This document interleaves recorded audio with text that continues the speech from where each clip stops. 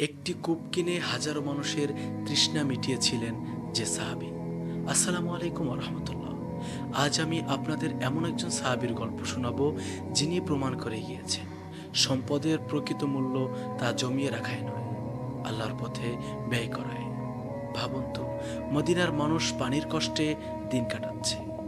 একটি কূপ আছে, কিন্তু সেটি একজন ব্যক্তির মালিকানায়। মানুষকে সেই কূপের পানি কিনে ব্যবহার করতে হয়। এমন সময় রাসূলুল্লাহ সাল্লাল্লাহু আলাইহি ওয়াসাল্লাম সাহাবীদের উদ্দেশ্য বললেন, কে আছে যে রুমার কূপটি কিনে মুসলমানদের জন্য অক্ফ করবে? আল্লাহ তার জন্য জান্নাতের ব্যবস্থা করবেন। এ ঘোষণা শুনে এগিয়ে এলেন হযরত উসমান ইবনে আফফান রাদিয়াল্লাহু আনহু।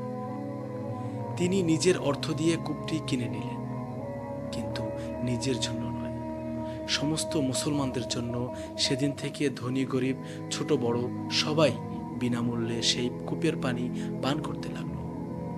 ভাবুন, একজন মানুষ চাইলেই সেই কূপ থেকে লাভ করতে পারতেন, কিন্তু তিনি দুনিয়ার লাভ ছেড়ে আখেরাতের লাভকে বেছে নিয়েছিলেন। প্রিয় ভাই ও বোনেরা, আজ আমরা সম্পদ জমাতে ব্যস্ত, কিন্তু উসমান রাদিয়াল্লাহু তাআলা আনহু আমাদের শিখিয়েছেন মানুষের উপকারে ব্যয় করা সম্পদই আল্লাহর কাছে সবচেয়ে মূল্যবান।